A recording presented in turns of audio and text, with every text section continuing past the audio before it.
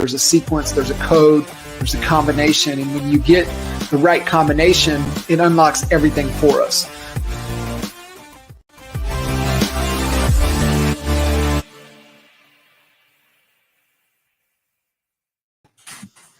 Boom. What's up? Hey, I like that intro, John. Yeah, it's it definitely get you going for sure. It already it's already got me thinking of something that might be a rapport build there during this show. Oh, I love it. Welcome, guys, to another episode of Coach Code Podcast. I'm really excited for today's conversation. I met this gentleman. We were both sharing the stage at mutual friends of ours, Jacob Barnhill in Columbia, South Carolina, for him and Noah Harris, their re-up event. So we had the opportunity to present, and I think I took 4 pages of notes while you were up on stage, and it was just. It just, everything just resonated, just boom, boom, boom. And I was like, God dang, if we can just incorporate some of the things and the philosophy and the methodologies and how, everything that you were sharing, it'll dramatically change lives, be able to connect at a higher level. And so I'm really, really excited to have you on and just kind of pour more into it. Like I could have took a page of notes before we went live, just listening to you. So, like I said, your hip video of the intro already got me thinking of something that I do, and it links to what you do, John. It was like instant. You're like, when you're talking about the sequence, like combination, like for what I teach, there's no script. It's not word for word. And a lot of people in the, if we're talking to the realtor industry, a lot of them are told be authentic, and then they're handed a script. And so that all the authenticity goes out the window. So I teach just a framework, a sequence, build rapport, evoke some kind of emotion, and then you can have a seamless call to action. But it doesn't have to be a word for word with that scenario. So so from that standpoint, if people actually thought, hold on a minute, if I start my phone call, hi, this is so-and-so with so-and-so, the first thing that anytime anyone hears, I'm so-and-so with so-and-so, the first inclination, even if the person stays on the phone, the first inclination in their head is, I want to hang up on this call. It's a cold call. All right. So it's like, how do you build rapport? Like, how do I quickly make someone the same as me? Then how do I evoke some kind of emotion? And then how do I ask the right question that doesn't frame the words, I want to meet with you? All right, which no one cares about what the other person wants. So, John, this is organic for me. Any questions? I love a challenge. So anything you think your audience would love to hear in terms of communication, I'm happy to. I love it. And we'll unpack a lot. I know we will. And, really the goal of the podcast is really just to be able to help the listeners, people tuning in, to connect some dots. And just everything you just shared right there was a perfect example. And so, as many combinations, as many, things that we could help people connect the dots in their life and their business, their fitness, their relationships. That's really the intent and the goal of these episodes, is to just be able to give people, real world actions that they can to help them, connect the dots and move their lives along and find happiness. So let's jump in. Let's kind of share a little bit about yourself, your story, and kind of what's led us up to this point today. Okay. So it's funny you asked that, because my mind's just gone to 3 different places in the spectrum. You're talking about fitness, and I'm thinking I went to the gym this morning. Then I'm thinking of teaching people habitual stuff. Like going to the gym should be like it should be like brushing your teeth. Most people start New Year's resolutions, John, they go by 3-week mark, they're driving around the car park not wanting to go in. So you get yourself, when I get on an airplane, and this is not to go off the cuff, it hopefully has a method to its madness for me sharing this, because it from a fitness standpoint, at 44, almost 45, I get on an airplane, I land somewhere, and then the first thing I do is I look up, where's the healthiest food store from regards to where I'm staying, and I look up on my phone, where's the gym that I can go to. And you're nodding your head, yes, it's so simple, but it's part of that, to borrow from Atomic Habits, James Clear, like it's not something I invented. It's just like do these things routinely. And then, thankfully I'm borrowing my girlfriend's father's truck and he's not up. He's up in the morning, but he's like, just go off at 7 a.m. But it's not having a struggle or fight to do those things. And you get yourself to a place. So that's where the fitness goes. With regards to tell me about yourself and make it a lesson for people, John. People go for interviews, all right, for instance, and I help people get jobs with their interviews because part of the thing is the interviewer is going to ask questions, all right? So they say, like, tell me about yourself. And then here's what people will do. They start going off on a tangent about everything about themselves, and they don't know if the person in front of them actually values those things. So if I was just go, I was like, no one knows anything about my past, John, when they invest in me. And the lesson I teach is don't overshare. Don't like that. It's not for me. Like even me coming on, they can tell, he's got an accent. Is he putting it on? Has he been in the country? Like, what's the story there? No, I'm not putting it on. But if you're going in front of someone, they say, tell me about yourself. You're better off not about posing a question back like it's robotic to just ask a question back, John. Would your viewers want to know more professional stuff? Would they want to know more about my personal story? And now look what I've done. I've posed it back to you. Now you can say, you know what? My viewers would like to know more about this typically. Great. And now do you see the difference? I don't know. You do these podcasts, John. So the idea is to be a lesson for people. I could share plenty. It's what would someone like yourself think that your audience values? Because I know this is a giving back nature to it. So yeah. And I love what you did there because that's what you did, and you taught it in when we were in Colombia, and I wrote it down, and then I changed it up because I had the opportunity to go on. I think I was just a little bit. You did one of them. I was actually singing your praises to Mike Glaspie, who was up there. And I said, because he does presentations too, and I said, you've got to keep it current. I said, you notice that when John went up there after me, he kept sharing different points. Do you remember when Jamie shared this? And here's what happens. Even though your PowerPoint, it's the same PowerPoint, John. Look, if someone sees my PowerPoint, you see me talking 4 years, son, it's going to be the same slides. It's not going to change. But what you did, which was fascinating, and again, it's about edification. I'm happy to edify you on this platform.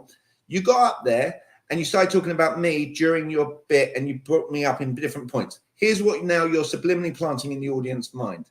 This is fresh.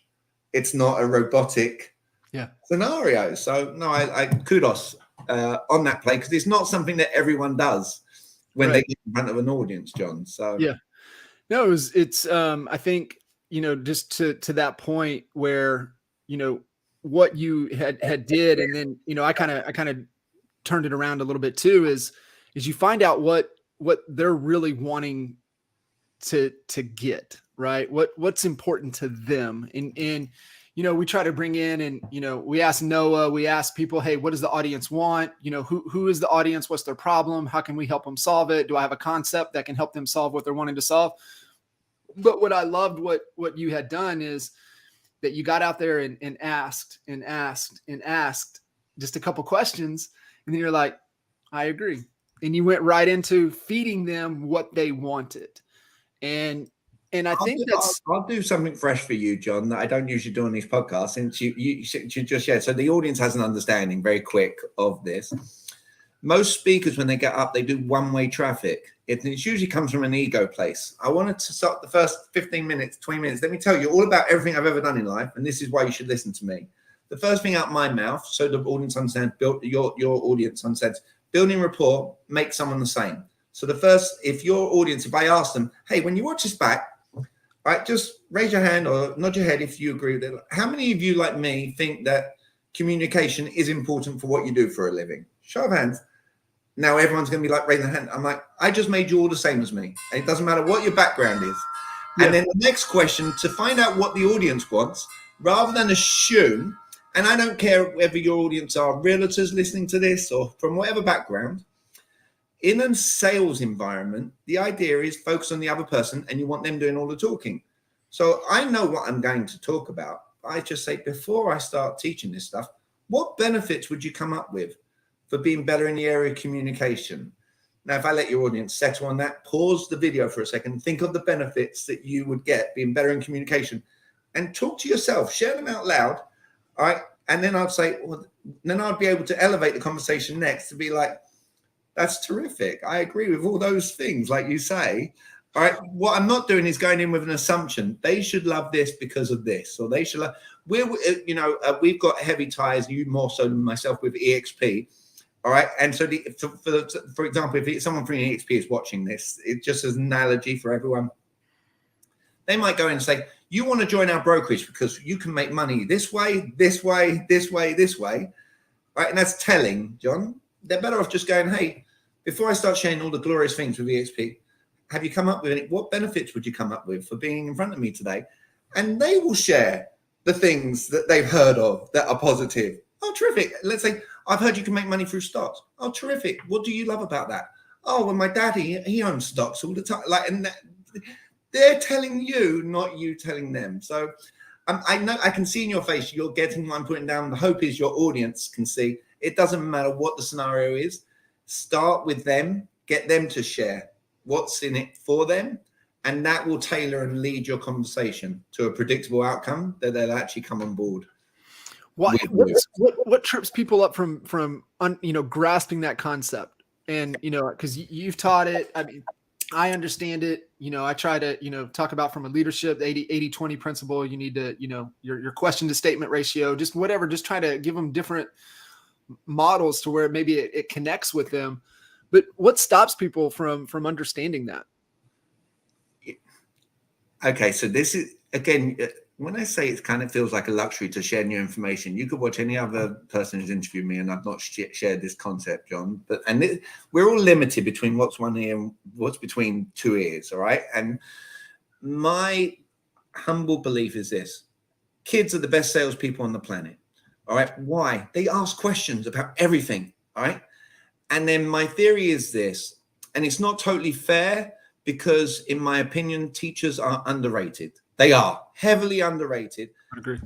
But there becomes this point in time where kids go from being inquisitive and asking questions, which is the whole point in getting someone else to what we should be doing in sales, asking questions of the other person, getting them talking more about what they value. I actually have a theory that we get conditioned in society to go into a classroom and get told that's a silly question. And people don't want to, and they suddenly get programmed, John, into they might get a teacher who's not like, don't ask questions, or you get to this place, and then all of a sudden they've been programmed away from asking questions. They're then getting in society to ask questions again. The problem, John, is they're conditioned to either shoot from the hip in the questions that they ask, or they're giving a robotic script. All right. And I'll give you an example of where I think the most amateurism happens. It's a shooting from the hip when a parent has kids and the kids do something naughty. It's the parent saying, why did you do that? For the realtor, it's when the people are working with buyers, a buyer will say, we're going to hold off, the market's going to crash. And every realtor on the planet saying, why do you think it's going to crash? Now, that's a question. It's just not a question that you want the answer to, John. All right. Like if you think of the actual question you're asking. So I just think we're conditioned to shoot from the hip and ask the wrong questions. I think that we don't take time to think about our question. And then we get in our car and leave a meeting saying, oh man, I wish I would have said this. I could have said that. I think if people just took 15 seconds of time before answering the question, they would, and let's say they felt, 15 seconds seems uncomfortable. I could teach you in terms of a rapport build in your audience. Let's say I wanted to take more time to answer the question, all right, rather than shoot from the hip. I'll say, John, have you ever had a situation where you've left a meeting feeling like, damn it, I wish I could have said this? Right. And you know what your laugh tells me? Hey, if you ever see me just thinking like this, it's just so we can have a good communication so that moment doesn't happen. So if you'd ever see me thinking, all right, it just means I'm thinking, so I don't get in the car afterwards and have that feeling of, I wish I could have sort of. Now I've got an understanding from you. Now I can take my time. I don't have to shoot from the hip. And you've made yourself the same. But I don't know if people picked up on these words. Has this ever happened for you? I didn't say, hey, John, I don't like it when I leave meetings and I feel like this has happened. I'm making it about you first. Has this ever happened for you? Yes, because you're human. You've got blood going through your veins. Great. If I said to you, John, have you ever been nervous in life? Have you ever gone into a room and been nervous, apprehensive? If you say no to that, I don't want to be around you for a long period of time. Does that make sense? Like if I couldn't do an interview and have my girlfriend's father walk behind me in this day of life, or her daughters go behind me, the idea is let's remove being robotic, all right, from the equation. And I think people have been programmed in society just to shoot from the hip. I have my theory about schooling because kids are the best salespeople on the planet. And then I think they lose it. And then they come across people like you and me. But it's almost like they have to be a lot of my clients will say, Jamie, it's so simple what you're teaching, but I feel like I have to reprogram, what I'm asking. So understanding that and obviously, getting connected with you, working with you, but what are some of the things that people can kind of do on their own to help the reprogramming of themselves? How can they, the pause and then also learn to ask better questions? Okay. Well, one of the things I like, I kind of like teaching from a comprehensive standpoint. So it's the wax on, wax off. Yeah. All right. One of the things I prove in society is the programming. All right. And the best way. So when I say to people, I get better at sales and communication and bringing on clients because I teach this stuff all day, every day. Hopefully I teach a lot of different things during this podcast. And then I'll ask everyone who's watching this, hey, let's say during this podcast, I share something with you all. And you're like, oh, I like that. Love that. Oh, I learned something from Jamie there. In order for you to get better at something, what should you be doing? If you were to answer with one word, what you should be doing to get better at something, all your audience is now thinking of the word practice. I've proved it time and time again in a room of people. They all answer practice. And then they prove to me they're not doing the one key skill, which is listen.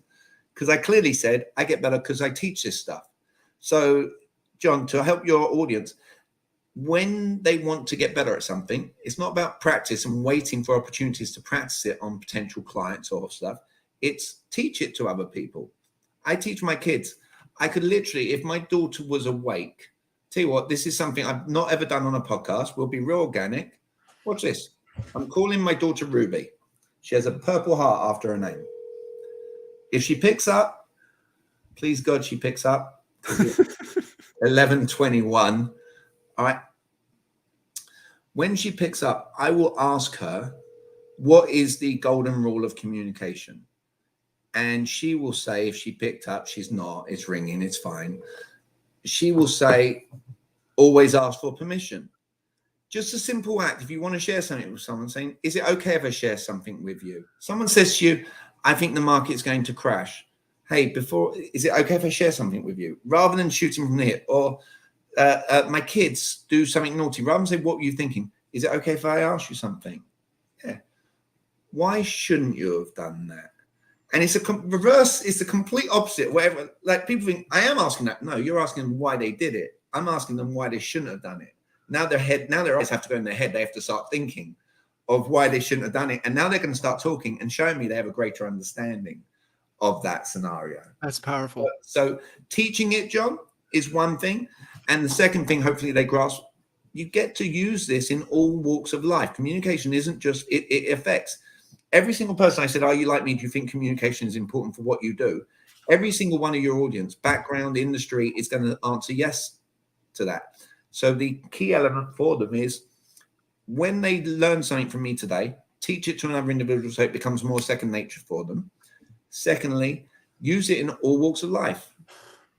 There's so many opportunities, I guess, is what I would say, to use it. Yeah. Creeping in. I love it. Yeah, there is. I think it's the whole, how you do anything is how you do everything. And so it's just the example of like, you get off the airplane, you're like, hey, where's the health store? Where's the gym? I'm the same way. Like when I book a hotel, like I look and see what's the gym facilities look like. What if that's not sufficient, what's close, what's the running terrain?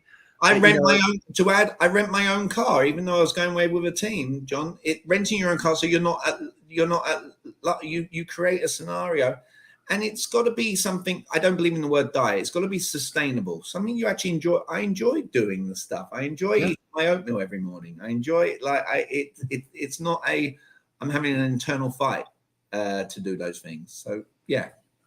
No, that's great. I love that with getting permission, and so kind of talk us through what that does for the communication that's going on. I mean, you touched on it just a little bit, but I want people to really understand how important this is, because one of the things from even from leadership conversations and open and real conversation, kind candor, whatever you want it to, whatever label you give it.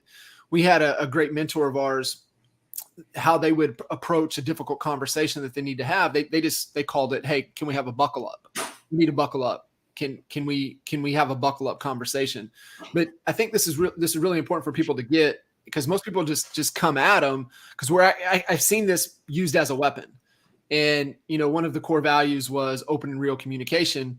And what would happen in the scenario is that somebody would just attack another person, and they would say, well, hey, man, I'm just being open and real. It's like, no, you're not. You're being a douchebag. Like, step back for a second and, always get permission and declare maybe what kind of conversation. So I would love for you to kind of expand and maybe unpack that for everybody, because it's really, really powerful in our communication. Great. I call it like a buffering play. All right, someone throws up an objection. We all face objections. I'll give you a good one. I get someone turn around to me saying, Jamie, I love it. I love your training. I know it can help me. I'm not going to do it right now. All right, that's what they say, right? And then I'm going to say these words on purpose. All right, now I've got to a place where it's not about being smooth, and it's not gift of the gab. All right, you guys literally could take word for word what I'm about to say, make it your own, or yes, you could use the same words in this scenario. But understand, when I share these words, you share these words, you're giving your brain a chance to process your thoughts, so you don't just go, he did it, no, you did it, no, he did it, no, you did it. All right. Someone says something I don't agree with. Jamie, I love your training. I'm just not going to do it right now. First thing I'm going to do is absorb it. I'm not going to agree with them. I'm not going to disagree with them. I'm not going to say the word but. I'm not going to use the amateur question. Well, when are you going to do this then? All right. Because that's what an amateur would do. When are you going to do it? Oh, 2 months. You're like, well, all right. And you're thinking in your head, what's going to change? Here's where I go with this. I'm like, I call it now the Viviana play, because she was the most recent student that I did this with. She goes, Jamie, I love your training. I know it can help me. I believe in it. I'm going to wait till later. I said, Viviana, look, I get it. I can see where that can be a thought process right now. There's something around this I've not had a chance to share with you yet. Is it okay if I share something with you? So I'll repeat that again, John, for people. All right. I get it. I'm not agreeing. I'm just saying I get it. I'm absorbing. I get it. I can see where that could be your thought process at this moment in time. There is something I've not had a chance to share yet. Maybe during the podcast, I'll teach about the word yet. There's not something I've had a chance to share yet. Is it okay if I share something with you? They say yes. But then I'm going to go to question mode. Hey, share with me some. I'm not going to tell them. What do you mean? Here's what amateur. What do you mean you're going to wait? Successful people don't wait. All right. Like, that would be amateur. Or asking them a question that's broad-based. If you say, when do successful people take action? Your person in front of you tells you a lot if they answer with the word, when they're comfortable. They're telling me, yeah, we're not going to be a good fit. But I ask them the question, when do successful people take action? It's if they say when they're comfortable, we're at loss. Watch this. I turn around to them. This is what's going to give your audience ability to sleep peacefully at night, hopefully too. Viviana, I go, hey, tell me someone, Viviana, that you admire that I would have heard of. And she goes, Kobe Bryant. I said, perfect. I love Kobe Bryant. That's awesome. Have you ever read the book, 7 Habits of Highly Effective People? She goes, I haven't read it. I've heard of it. I said, it's fine. I said, in that book, it shares this principle. It says, don't reinvent the wheel. It said, go out there, find people that you admire, all right, success-wise. And if you copy their values and habits, then you're more likely to have similar success. Does that make sense to you? She goes, it makes absolutely logical sense. I'm like, great. Now, Viviana, imagine Kobe Bryant stood in front of me telling me everything that you just told me. Jamie, I love it. I value it. I believe in it. Right? Could you ever imagine him next saying, I'll wait till later to do it? She goes, probably not. I said, okay, when should you be doing this? She goes, right now. And I say, I agree with you. All right, those words, the I agree with you. Now we kind of threw it out there. We didn't explain it. Yeah.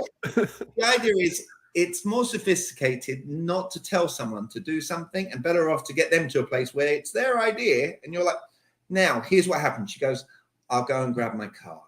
All right. I'm like, great. If she doesn't go and grab her card, let's say the person doesn't go and grab their card. All it's telling me is this. I get to sleep very peacefully that night. Why? Because she told me who she admires. I didn't tell her who she should admire. And she agreed with the principle that that person, if they're in front of me, wouldn't say they'll wait till later. So if they don't take the action of someone they admire, they have to have struggle sleeping at night, looking in a mirror, knowing they're not doing what's conducive to who they admire, all right, based on the wording that they've shared with me. And so as an example, John, hopefully people can see that it's the buffer play of the I get it first. You know, I'm going to do it later. First words, I get it. I can see where that could be a thought process. Someone says, I can't afford, like, you know what, Jamie, I want it. I've got a mental block on spending that money. I get it. I can see where that's a thought process. There's something around this I haven't had a chance to share with you yet. Is it okay if I share something with you? Yes. Hey, did you go to college? Yeah, I did. Okay, would you agree? Most of my clients, they agree. The stuff I teach, it wasn't taught in a college classroom. Would you agree with that? Absolutely, I would. I said, would you say the stuff that I'm going to teach you is more valuable for what you're looking to do in life than what you learned in college? I'd agree with that. Okay, so when I put it that way, can we say it's a very sensible investment? Jamie, when you put it that way, you're right. It's a sensible investment. It doesn't matter. I'm not saying we force round pegs into square holes and we've got to do things ethically. If someone ever approached me, John, and said, teach me how to manipulate people, I'd be like, we are not a fit. We're not going to be a fit. But thankfully, most of the people that I work with, they're doing things from an ethical standpoint. They're providing a legitimate service. I'm just helping them with what comes out your mouth to get to a place so that you're not reacting. You're more proactive in the sequence, to use a word, coin a term that you use, John. Like it's just a sequence of conversation that if you have it in that order, you're more likely to get predictable outcomes for yourself. I love it. I love it. And you know, that's kind of where my mind was going as you were kind of walking through it. And because I could see where some people would lean, oh, that's, you know, they're manipulating and, you know, they're getting people to do what they probably shouldn't be doing. But when there is one caveat that I didn't get a chance to share. All right. I could, funny enough, practical. Is it okay if I share something with you? Yeah, absolutely. Great. I just shared what I do when a rejection comes my way. So I either go with multiple choice, story time, but it's always buffered with the I get it. I can see where that can be a thought process. There's something I'm not had a chance to share yet. What your audience might not have picked up on it, for instance, with the Viviana play, I've already asked her, what benefits will you get from being better in communication? She shared with me.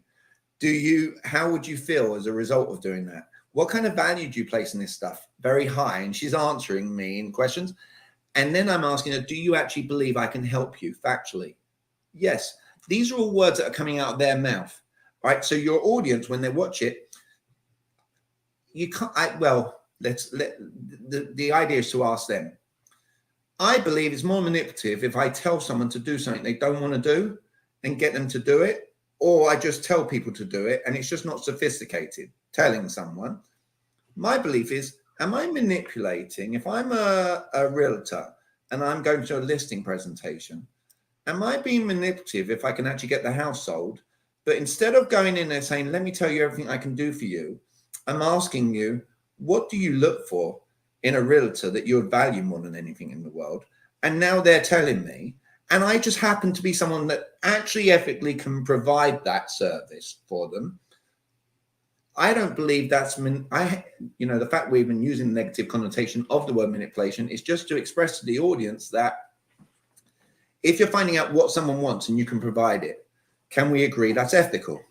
Yeah. All right. And yes. Okay, yeah. Great. So hopefully, absolutely.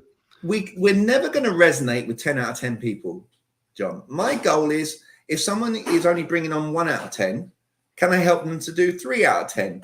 A big part that we haven't talked about yet, which I don't know if we will or won't, is conscious communication. It actually ends up becoming more, how do we talk to ourselves is more critical than how we actually engage with somebody else. And I definitely want to go there for Sorry? sure. I said, I definitely want to go there.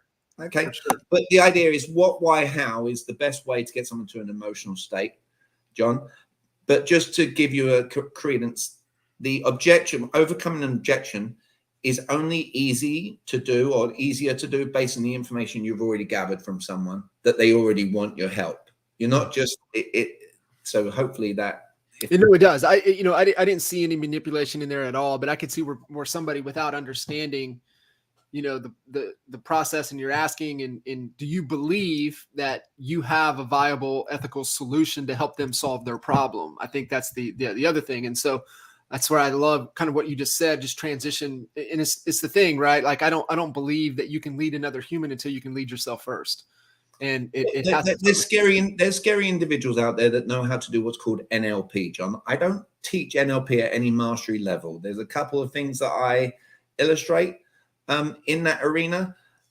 I stay away from that purely because I don't want to become that person. The idea is there has to be content that actually helps another individual. I'm sure you've got testimony. I know for a fact you've got testimony after testimony because I've met them.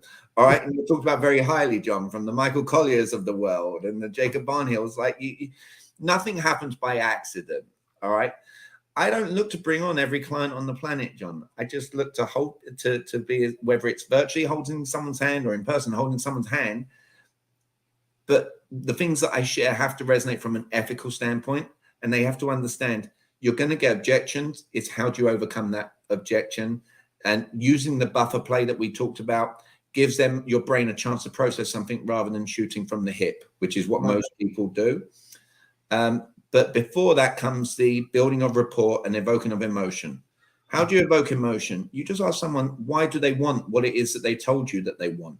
So amateur realtor, what are you looking for in maybe I'm using the wrong example. We're always using realtors. It just so happens, John, that I know we work with realtors. So it just seems like an easy go-to.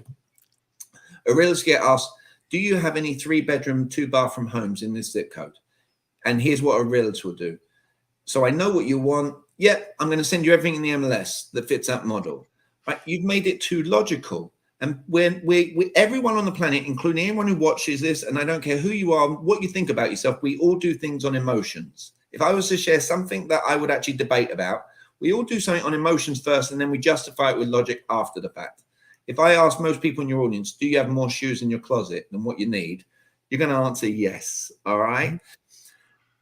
We don't do in life what we need to do. We do in life what we want to do. Everyone needs to go to a gym. They won't. Every parent on the planet, in my opinion, needs to have life insurance. They don't. All right. We do what we want. People always find a way. We're resourceful to do what we want to do from that standpoint. So with regards to communication, you know, ask someone, what do you want? I want a 3-bedroom, 2-bathroom. Hey, if I'm not mistaken, you don't have any kids, you're not married. No. Okay. Hey, why the 3 bedrooms? Oh, my brother comes to visit me sometimes from so-and-so, and I've got a pet parrot and it can't be in the same part of the house as a dog. Now I'm listening and I'm saying, now when I show them around the home, I've elevated the emotion. Hey, do you think that your brother would like this room? Oh, Jamie, you actually pay attention to the things that are important to me rather than making it logical. And again, John, you know, it's interesting. And to practice what I preach, there's no such thing as perfect. We've been at it 34 minutes and 12 seconds. And the truth of the matter is, it's not like one of my speaking engagements where it's methodical from start to finish. All right. I'm throwing a lot of stuff out there. And the idea is, if you were me and invited by John, would I be accurate? And look, I posed the question, would I be accurate to think you'd want to deliver a lot of value and deliver a lot of moments? Okay. Can you see where my thought is? Maybe people have to play this back to be like, what did he actually put down there? Because that was interesting. All right. Maybe I need to play it back. And that might be your case. Just know, guys, that you're watching this. My goal is just to provide tons of value. It can come quick and fast during this. And I feel like that's what's happening a tiny bit, John. And that's just as a conscious communication play. What's happened? I'm like, Jamie, you're teaching so many concepts, it might seem like overwhelm. So just get some buy-in from the audience that, because can you understand, John, not everyone has your experience in life to have spoken in rooms. You might get someone watching this who's a complete novice starting out. All right. And so it's like grasp that process. Yeah. Yeah, no, it definitely is. It's I've been writing down minutes to go back and re-listen to. I have seen you taking. I'm like, he's notes during this, like where he's actually like that. Okay. Yeah, for sure. So transition this a little bit to the communication with ourselves. Right. I just think, even personal experience. Sometimes we can be hard on ourselves, and I had my coach on the podcast last week, and we talked about a lot about communication. We talked about dialogue theory. We talked about emotion. We talked a lot about those things, and understanding, really getting to happiness, and it really has to start with ourselves. And so I love your take on that, and how we can better communicate with ourselves. Perfect. Some of my clients, all I do is the first few sessions are like therapy sessions to a degree, and I'm not a therapist per se, all right, but I'll give you an example. I teach something that I was taught called what, why, how. All right, it's very simple. You may have been taught it in your life. It's just a way you ask someone, what is important to you when it comes to communication? Why is that important to you? How would you feel as a result of that? That's me selling. If I was a realtor, what characteristic do you value most when selecting a realtor? Why did you select that? How would you feel as a result of that? That's an external conversation. Now watch this transition self-talk.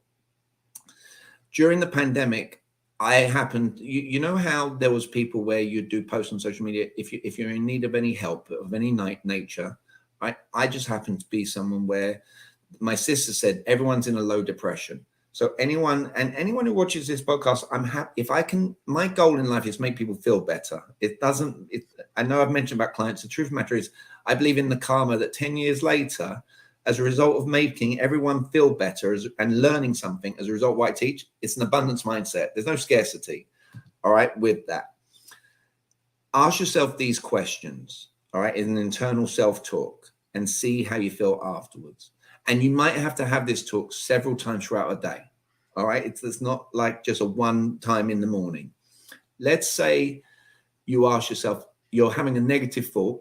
You start with a multiple choice question, because multiple choice questions, right, from a formulaic standpoint, steer a conversation the only way I know how.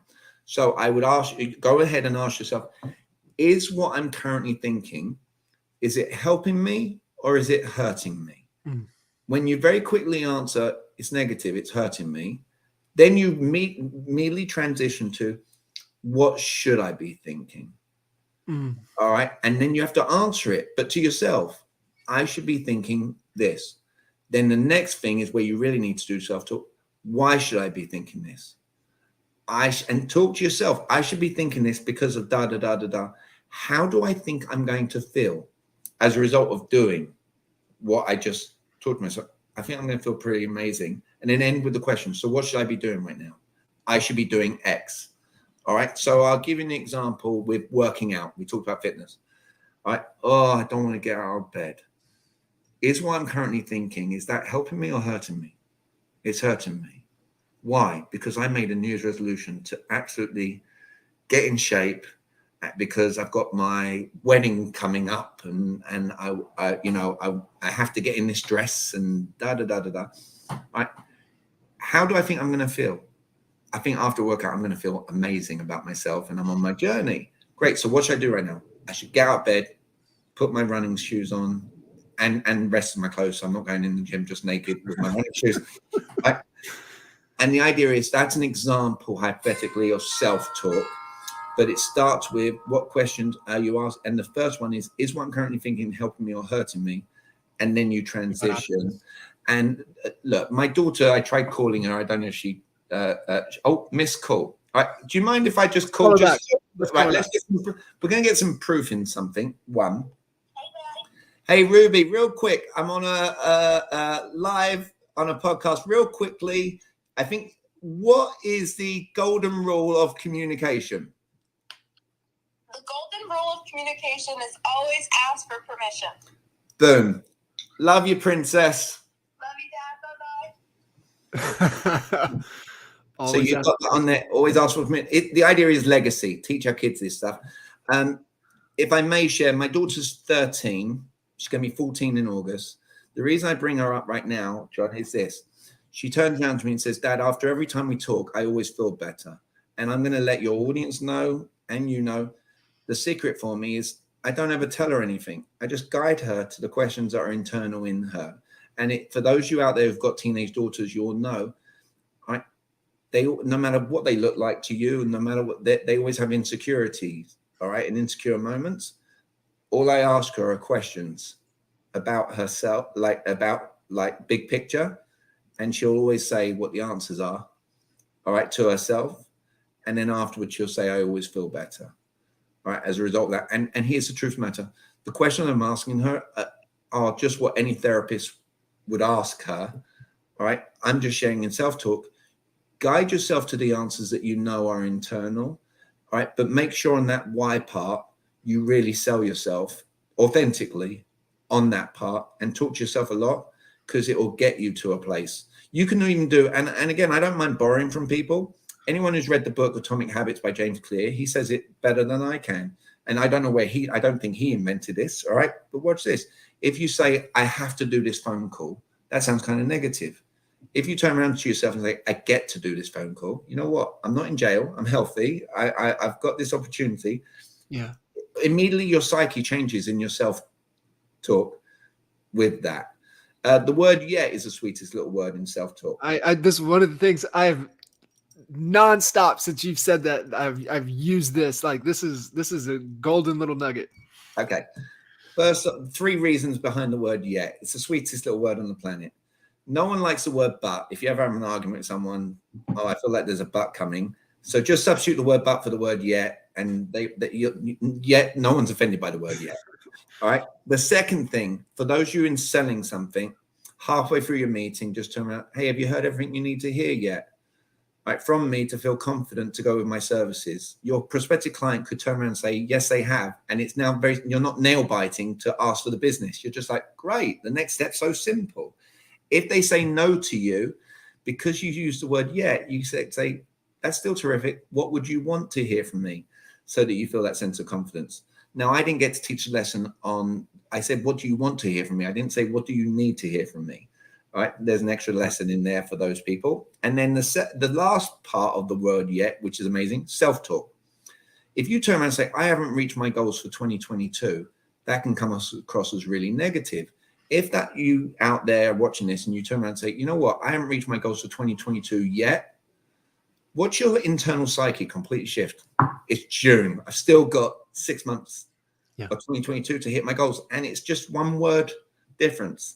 That's where I feel, that's why I love what I do, because, you know, I believe people care more. I think you're going to get more out of life in how you leave people feeling. I do believe that.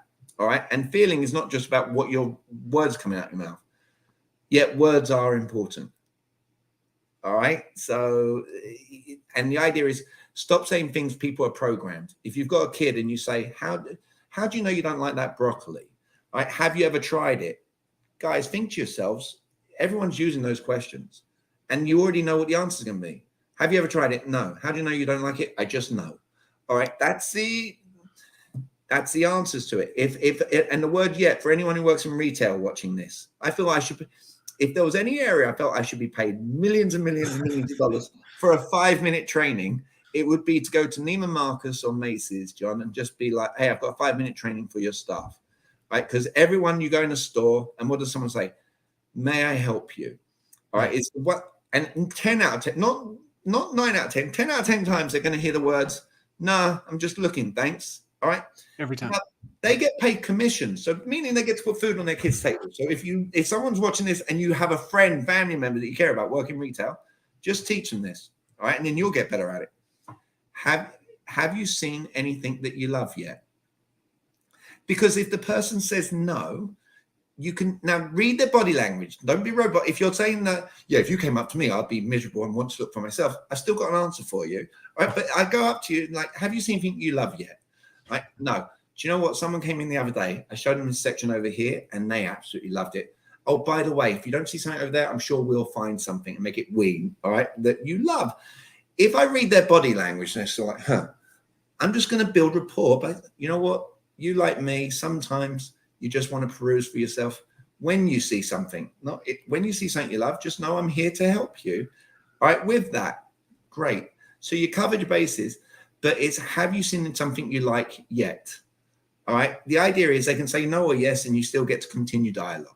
So hopefully people just gold. I think that's a good moment for people. It's absolute gold. That's good. That's good. So, Jamie, I want to just kind of get your take before we kind of wrap up today. Right. What is from the communication side of things, like, what's the elephant in the room that people just they're not willing to have the conversation about? The elephant in the room. Well, in terms of practicing my preach, I've got a slide that shows an iceberg. All right. If you ever go in an office, right, and you see the word success, you've got the iceberg, right? And it's got what people see in success, and then it's got all the underneath. It's like fitness. People might see external, John, you're in shape, but they don't see the internal struggle you had at the start. They don't see all the things. So as a lesson, and this again is something I've not shared on a podcast, I think that the whole point of the elephant in the room is anything you see or witness in a communication, you have to bring up. All right. And people say, you'd actually do this. I'll be like, 100% I'll do this. If I'm in front of someone and they cross their arms, all right, whilst I'm in front of them, most people are going to think, I'm going to cross my fingers, pray and hope in my head that I can still get them to the finish line. And then they get in their car after the meeting and they leave and they're like, I know the moment I lost them, that elephant in the room, and I didn't address it. Okay. So here's what I would do. And it's a formula, and it's all right. And the idea is I'm calling it out in a diplomatic way using positive connotation, which we don't have much time, but I'll just share this. Someone crosses their arms in front of me. I'll be like, it's very interesting. I couldn't help yet notice as I was sharing X, all right, you cross your arms. Now, it could be a few things. One, like, would you like me to adjust the temperature in here? Would you like a little bit more clarity based on something that I just shared? Or is that just how you sit sometimes? Here's what I didn't do. I didn't say, you just crossed your arms, so what upset you? That's negative. All right. Yeah. I said, and I went with multiple choice, give them options so they can just say, oh, no, so that's how much. But what you're not doing is ignoring it. You're not ignoring the elephant in the room. If I see there's a flip side positive. If I share something, I'm like, hey, John, I'm noticing, like, I just shared this and I noticed you just turned away. Now, what were you thinking? And now you're like, oh my God, Jamie, no, I was loving this. And I was taking down, now the rapport is going through the roof. If you're a realtor going around the home and you're talking about, oh, I had one of these when I was a little girl walking around the kitchen, and you watch your prospective client's eyes go in a thought process, be like, hey, as I was talking about this, I couldn't help you notice you were having it looked like, I could be wrong, but you look like you're having a thought, oh my God, Jamie, when I was a little girl, I had that. And now you don't realize how much you're elevating that emotion in that moment, that it's likely they're going to be like, this is a home for us in that example. So elephant in the room, John, my practicing my preaches, call out what you see, but think about it in a diplomatic way. If I actually I could show you, I did a post on social media the other day where I have 2 text messages, no ghosting from me. All right. For any of your people, like, ghosting is a negative. That's an elephant in the room thing. I don't get ghosted on. Why? Because at the end of a call, when someone's not coming, I need to talk to my wife or like to Sonora. I'm like, hey, have you ever had this happen for you? You go to I think they call it the term ghosting, right? Like, and it's not about being an actor. And they're like, oh, that sucks. I'm like, great, I agree with you. All right, so let's make sure that doesn't happen, right? But you're consciously actually communicating that. What I'm not saying is I hate it when I get ghosted. They don't care. So you make it about them. So the idea is, if you're going to bring up the elephant in the room, phrase it in a way that they can garner understanding from where you're coming from with it, in terms of have they experienced it. And the chances are, if they've got red blood going through their veins, they've experienced it. Yeah. So hopefully that was a nice Uh, It was that. Yes. I can't thank you enough. It's absolute gold. I knew we were going to be jam packed of just value and nuggets, and I'm definitely going to go back and watch it, and have my team go back and watch it as well. And for all of you guys that get to tune in, make sure you guys connect with Jamie. Best way to kind of connect and follow you everywhere, Conscious Jamie. John, look, from a conscious standpoint, and hopefully your audience takes this as a lesson. Right, you want to start with as warm as possible connection as possible. So emailing someone is very cold. All right. Just going to a website is cold, because then you have to take multiple actions. All right. So for those where they resonate with me, I'll phrase even a question. Could you see a benefit in at least having a phone call? And if you're answering yes to that, here's my number: 407-620-7862. So you don't have to play it back. 407-620-7862. And then here's what happens as a result of that. People text. It doesn't happen by accident. All right. And now when they get in touch with me, here's what they're telling me. I can start, I'll share with you what I'm going to say. It's not rocket science. What stood out for you positively? Oh my God, Jamie, I love when you shared this. Okay, great. You're going to be able to do the same. Hopefully your audience is like, I can see where I can do this for my own business. That's the point of that. I love it. Awesome. Make sure you guys connect with Jamie. Just absolute gold, and can't thank you enough, man. Thank you. No, cheers, John. Thanks for having me on, mate. Everybody. Cheers.